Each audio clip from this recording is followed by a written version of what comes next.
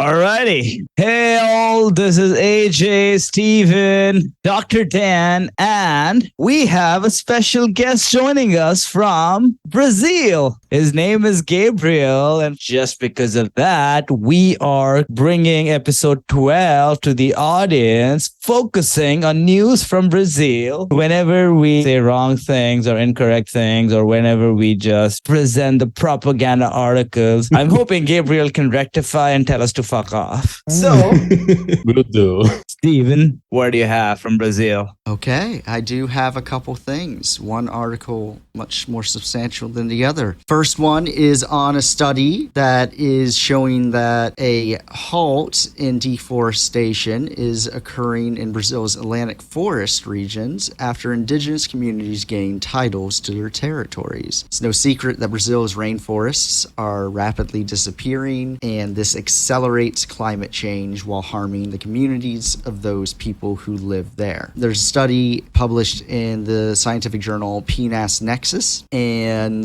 it suggests that the indigenous communities, once they obtain the legal title to their territories, the rate of deforestation significantly declines. This research focuses on Brazil's portion of the Atlantic forests, which is along the country's eastern coastline, wrapped around Sao Paulo and Rio de Janeiro. About 12% of the country's Atlantic forest is still standing, which is a staggering thing to say. Yeah.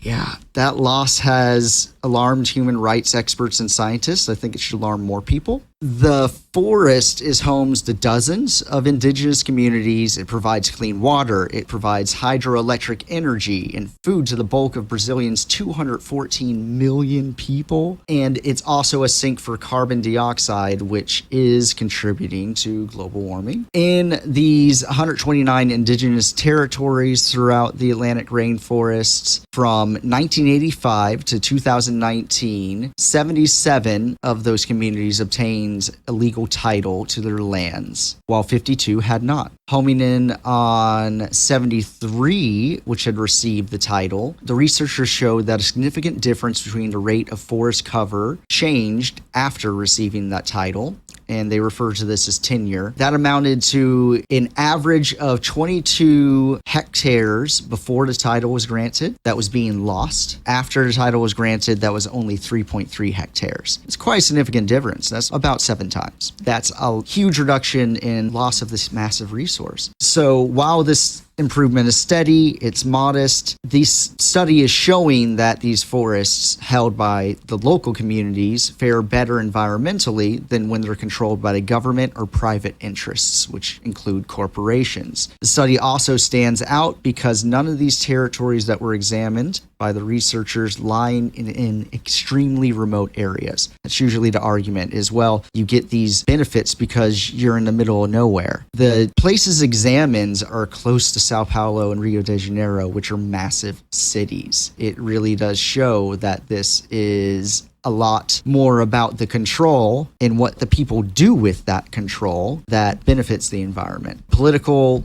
and legal factors also contribute to this discussion. Brazil's constitution provides a legal basis for preventing non-indigenous people from using lands that are titled legally to indigenous communities. That's massive. In order to gain that title, indigenous communities have to go through a 4-stage process that culminates in a presidential decree. Pretty official. Once they get that title, the federal government's legally required to enforce the community's rights against intruders, although very dependent on political will. For instance, under President Bolsonaro, the budget of environmental and indigenous protection agencies were slashed. The new President Lula has indicated he will restore funding and reverse other Bolsonaro policies that undercut indigenous and environmental rights. Still, those communities that don't have the title to their ancestral lands have way less protection and pretty much no option but to combat illegal extraction of resources, from mining to agriculture and lumber tilling, without the government's help, left to their own 2 hands, which is awful and scary.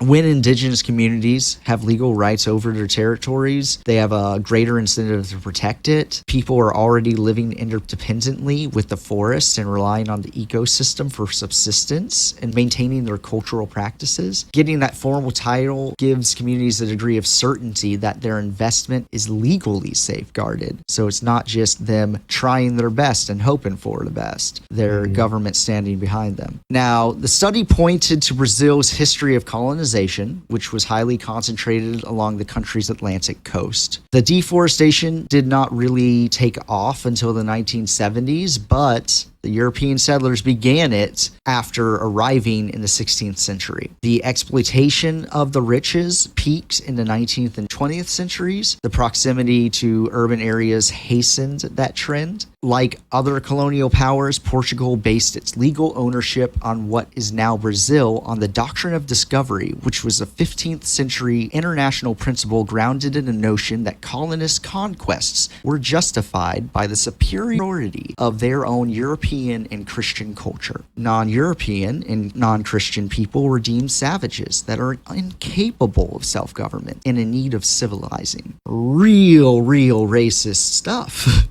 Yeah. So incredible that even hundreds of years later, we see these echoes and the fights are still so bitter and to the bone. Now, from the time of colonization in 1500 to the 21st century, Brazil's indigenous population has plummeted from 3 to 5 million to around 900,000. This is largely a consequence of violence, slavery, and disease. During the 20th century, the government's Indigenous Protection Service carried out policies leading to deaths, torture, and land thefts among the people as it was supposed to be protecting. In 1988, there was a new constitution adopted in Brazil that marked a turning point. One of its provisions was that the federal government was to demarcate all indigenous territories within 5 years. So far, it's only about 40% done of the 1,200 indigenous territories in the country, which I think we only talked about 120 earlier in the study. So that's quite a lot of work to go. Only one indigenous territory has been legally titled since 2012. The last decade has sort of halted this progress, so it does need to be continued. Even when they obtained the title, indigenous communities were usually limited in their control. They did have permanent possession and use of the land's surface, but the government retained ownership and subsurface mineral rights. Seems like a really weird way to give someone land. You can have it, but we're going to go underneath you and do whatever we want. The underground belongs to us. Yeah. Over the last decade, the businesses and politicians have pushed the federal government to open up these indigenous territories to things like mining and other development. But since taking office on January 1st, President Lula has reversed some of Bolsonaro's anti-indigenous policies, including a decree issued by his predecessor that allowed for so-called artisanal gold mining on indigenous territories. So there is progress for good, and this study does show that it's the right way to move, giving rights and ownership back to the original owners, but there's a lot of tension and a lot of work still to be done. What do y'all think? The subject is one of those things that has a lot of local stuff going on, and we might need some context. Brazil has always been a land full of indigenous people. Before the Portuguese came, we were colonized by the Portuguese, mainly throughout our entire history. It makes sense when the indigenous people have ownership of their lands. They're going to take care of it because it's their home. They know how to engage with nature without destroying it. I studied a bit of indigenous languages in university. They don't have a word for commerce, for buying stuff or selling stuff, because those things don't make sense to them. Owning an animal, that doesn't make sense. They know how to live their lives without destroying their environment, which is something we Western civilized people don't seem to know how to do. We talk about the Atlantic forest. That was one of the environments that got mostly destroyed because it was near the coast, which is where the colonizers decided to settle from most of the history. Most of it is gone, sadly. We read about this in history books, and it's a little bit frightening. It's a good move to let the indigenous people to take care of these places. We have some nearby here in the city. There is this big mountain nearby, and there's a lot of green there, and it's thanks to the indigenous tribe that lives nearby that take care of that place very well. This is also important for sustaining the Amazon, as we were talking previously. There's a lot of tribes in there. Not all of them have been documented. They live in isolation, and they probably would do just as fine if they continue living in isolation. That really sparks debate because Bolsonaro has always been for exploring the Amazon and finding resources and exploiting those resources. But that usually comes at cost of destroying the environment. Brazil has always been very strong with agriculture. We always lived off farmers with lots of farms for coffee, lots of cattle, exporting meat for the world. Soy, those people, they got rich. And you know what the rich want? Get more money, of course. And how do they get more money? Expanding their business. How do they expand their business? Get more fields. And that means destroying the forest, mining for stuff, mining for gold, taking down trees. That bodes no well for the forest, sadly. And that's why we have to fight them. And Bolsonaro likes those people. They're friends, this no farmer people with Bolsonaro. He supports them. They support him. They have the same views of a lot of right-wing stuff. And that's why when he became president, he cut off the programs to let the indigenous tribes have ownership on their land. And that's why Lula's hating them. From my point of view, that's the right thing to do. They were here before us and they have lots of culture, lots of knowledge that needs to be preserved. I think that's in my core, the right thing to do. Let them lead their lives, and they'll probably do it better than we can. We civilized people. Indeed, that was very deep. I cannot say I can disagree with anything you said, to be honest. It was like, you're hitting all the points, which actually are true for most of the Western countries, to be honest. The countries that were established by colonizers, like most of the South American continent, the US, Canada, Australia, New Zealand. Although I do see Lula, what he's trying to do is a positive change. I guess it's a step in the right direction, and that's the only thing we can hope that it continues to progress. Yeah. By that, I mean, in 2026, if the government changes, we don't really want another Bolsonaro or anything to reverse whatever Lula ends up doing, because everything takes time, changes take time, and after a certain development, moving 2 steps forward, taking 3 back is not really going to lead anywhere. And by that time, you won't really have any forest to prevent anymore. Yeah. This is a complex issue, isn't it? Yep. This is a global issue, not just a regional one. Indeed. Rainforests are disappearing. Why does this matter? Stephen pointed out that the Amazon is a sink for carbon dioxide. It goes into the plant matter itself. You trap it there. So then what happens when you deforest the land, when you burn these trees, these plants? Well, now carbon dioxide is released. Now you are having a great impact upon the climate. If we think about it, the Amazon is the world's largest tropical rainforest and makes up roughly 10% of the world's species. And this biodiversity provides for food and for supplies. It also provides the opportunity to study many substances with the potential to be used pharmaceutically. Corporate entities are quick to point out the prospective benefits that come from developing the land, whether from the creation of jobs, production of food, or the extraction of needed resources. But if they're left to their own devices, they will err on the side of further deforesting and developing the land rather than preserving it.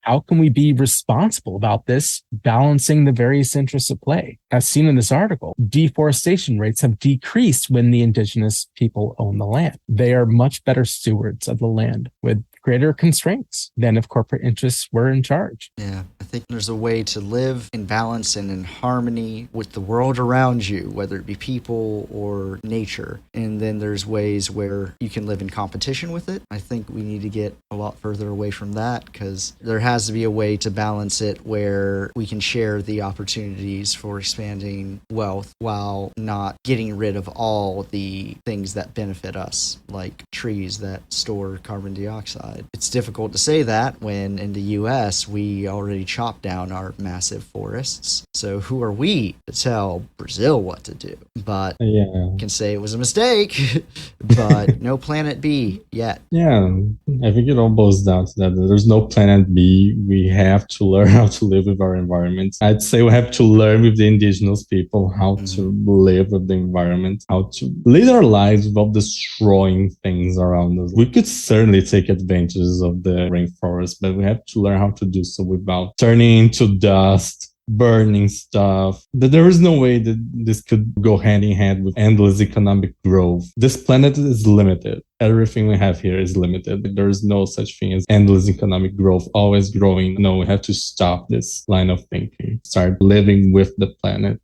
as an organism that we inhabit, and we depend on it just as much as it depends on us. Or maybe not so much, but even if we destroy the entire planet, we're all gonna die. The planet's still gonna go on. It's probably heal itself somehow. Yeah, it will keep going. We're insignificant. That's the truth. That's the real truth of it. Is it's foolishness to think that we can get away with it forever. No. We will eventually, if we do not curb back our greed, reap the consequences. And it will not end life on Earth. Life will continue. The Earth will heal, but humanity might not. That is a major threat that we should take more seriously. Mm-hmm. Although we may not be able to get away with it, I think we found that we are quite adept at getting it out of our minds. Yeah. Yeah, basically. Especially when it's not on our faces. I live in a big city. I don't see environments, big trees or stuff all the time. But I think people are starting to feel it. For example, take the weather. The weather here has been more unstable. Even when it's winter, it's becoming hot. Even when it's summer, it's becoming colder. It's like, that's climate change knocking on your door. We need to do something. Yeah,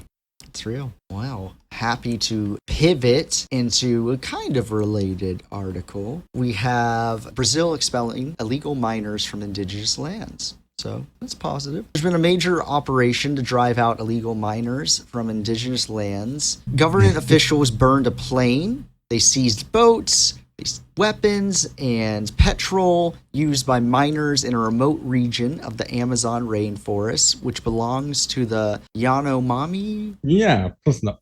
Just close enough. Okay. Yanomami indigenous group. Thousands of illegal gold miners invaded the indigenous reserve on Brazil's border with Venezuela. The raid is part of a larger policy to halt the advance of this illegal mining. It's a joint operation by Brazil's Environmental Protection Agency, IBAMA, and the Indigenous Affairs Department, FUNAI, and special forces that are tasked with protecting the environment. So a lot of people are putting effort into this. There's an estimate of 20,000 illegal miners dispersed throughout the dense jungle region. Officials say that the aim of this raid was to interrupt the flow of supplies rather than target any individual settlement. The miners and their illegal activities are a grave threat to the Yanomami indigenous group, which is estimated to have 28,000 members. So an indigenous group, 28,000 against 20,000 miners, which all probably come from different companies and different interests. That is incredibly scary that your entire community is almost outnumbered by people looking to exploit your land. And kill you if you don't let them. Yeah. Don't forget that. Oh, yeah. They're armed.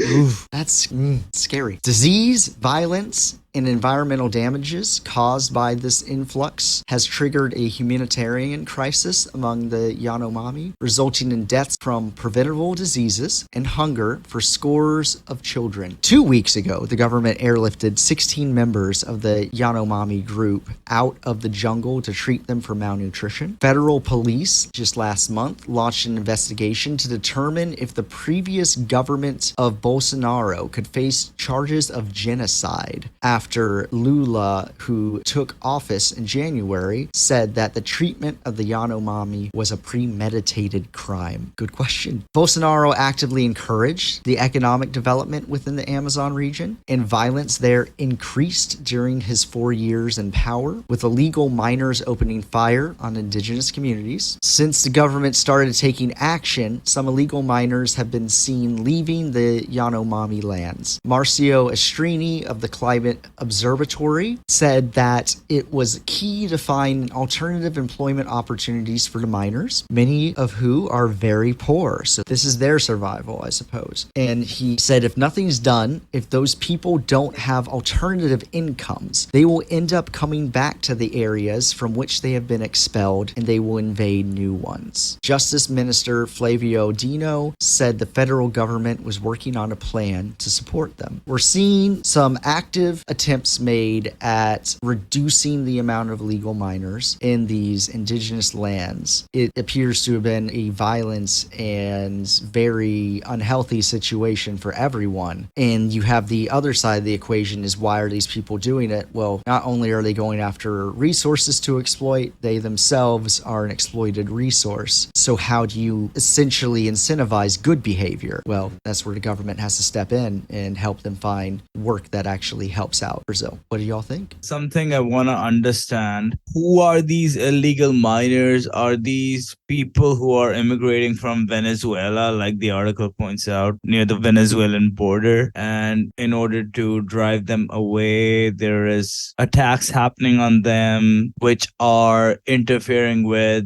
that indigenous community's lifestyle. Are they like collateral damage in a way? To answer your question, those illegal miners, they're not Venezuelan people. At least I don't think they're mostly. I'm not gonna put my hand on the fire there, but there are mostly people from our country trying to exploit the land for profit. It's near the Venezuelan border. I don't know how much Venezuela, I mean, if they try to do anything about this themselves. I don't remember seeing much about this. This all ties back to the previous article and everything that we discussed. The indigenous people have the rights to their lands, but not everyone's willing to respect that.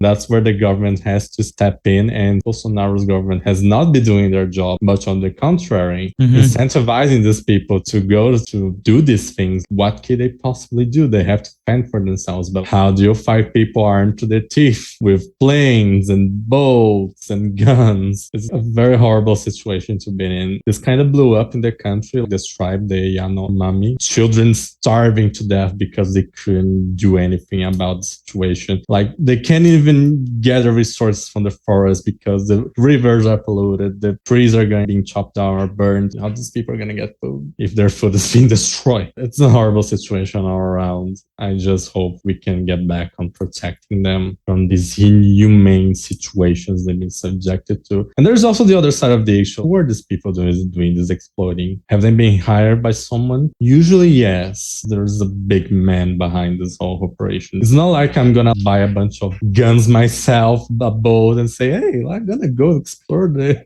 Amazon forest for gold. They're going to get rich. Like, no. There might be one of two doing that, but I don't think it's the majority. Yeah, that's it. That sums it up. It's important to realize the political posturing that might be involved. Because on one hand, you have political entities that are trying to tell people, we don't want you to have jobs. No, we want to save the land, leave it as it is. How do you incentivize this good behavior when it's not politically expedient? People want results. They want to hear, oh, you're creating jobs. Oh, something productive is coming from this. Yet, what is the impact upon the land? How do you create that balance? The area is rich in resources that others want to tap into. As long as these resources are there, people will continue to mine the area, legally or illegally. Unfortunately, this will be an ongoing struggle. Yeah, probably it will. It's not something of easy solution, especially when this has been going on for quite a while. How do you take these people and get them away from this sort of behavior, especially if it's been rewarding in some capacity? It's a tricky place to be in. I believe we have to do anything, or at least almost anything, to make this stop, because like we previously said, the Amazon is an integral part of the world in terms of environmental balance. We can't let this go much further. Otherwise, it's not going to be just an indigenous tribe that's going to suffer consequences. It's everyone around the planet, everywhere. Indeed. That actually explains who these illegal miners are, because for a while I was thinking it was probably the immigrants from Venezuela. No. Yeah, it explains more now. It's clearer. Pretty much most of the episode was focused on how everything is changing in Brazil, politically, economically, and policy-wise, and what's the needs. I personally have learned a lot. Yeah, it's nice to get a deep dive into a country that I don't know much more than was on the map on a geography test. Actually looking into it and learning more about the Amazon rainforest and the inner workings and conflicts there and how long this has been going on. That is massive insight. And obviously, thank you, Gabriel, for joining us and giving us your take on things. It's so helpful. You're welcome. This has been wonderful having you with us. I learned a lot doing this. I found that this is not as simple as I might have thought that it might be. The issues are complicated, the impacts are profound, and they affect all of us and not just the local people. I feel like we all have to look into this sort of subjects because it's important for the entire world. Not just saying, like, when you asked me at the beginning why people should care about Brazil, fortunately, the Amazon rainforest is here and we have to pay attention to this sort of stuff because it's important for everyone. Thank you for having me here, having the opportunity to talk about this to other people. I like doing this sort of stuff. Not many people around the world take the time to look into this stuff. So I'm always eager, like someone who wants to hear, I can talk about this more in depth. We could go hours talking about Brazil. There's a lot of more stuff going on and has roots way back in its past. People are mining now. It's not something new. People have been mining gold in this country for ages. They did it for Portugal. One of our states here, just for you to have an idea, it's called Minas Gerais, General Mines, in a free translation to English, because it's like mountains full of resources, including gold. And people went there in a craze. I think it was in the 18th century or 19th century, somewhere around there, like mining for gold on their own. They're playing Minecraft, grab a pickaxe and go mine for resources. We could go now hours talking about this stuff. That's awesome. Anyways, thanks everyone. Hope you guys enjoyed our guest, and I am hoping Gabriel joins us for some different takes on world news today, just to get a more deeper understanding in such an important country on a global stage. We dedicated this episode especially to Brazil, but hopefully Gabriel joins us in future and we can cover more countries, and hopefully whatever I, Steven, Dr. Dan, while he's not busy playing Doctor, whatever we bring, whatever we do, hopefully you guys are enjoying it. Please continue to like, subscribe, comment, let us know how you feel. Hit that goofy bell icon for notification. It looks like a bell. You mostly see around Christmas. Subscribe. Like and subscribe and ring the bell to receive new notifications. There you go. I like the way Gabriel says. Gabriel, can you say that in Portuguese? Well done. Yes, please do. Okay. Deixe seu like, comente e aperte o sininho. Killer. The way Brazilian YouTubers do it. Nice. Amazing. Perfect. Let's make us popular in Brazil. Thanks to Gabriel. No problem. Thank you for having me here. Now I will go to Duolingo or whatever good app you suggest to learn some Portuguese so I can do that too. It's a fun language to learn. There's a lot of going on. Give it a try. I don't have any recommendations of apps. I used to be a Portuguese teacher for Indigenous. If you have any questions, just send it over to me. I can help you with homework. I don't know any Portuguese and I would love to learn it. So that's my first question. How should I do it? Like you would do to any other language. Get Duolingo, get some PDFs, books, whatever suits you. Those Portuguese courses, crash courses, and dive in. You heard it here first. Gabriel is willing to do your homework for you. I will help you. I'm not gonna do it for you. Don't put words on my mouth. Anyways, it's 12:37 a.m. I've got school in the Oh morning. my god. Y'all want to wave for a collaborative goodbye? Alrighty. Yeah. Bye. Goodbye. Bye from London, Seattle, and Sao Paulo. Bye bye.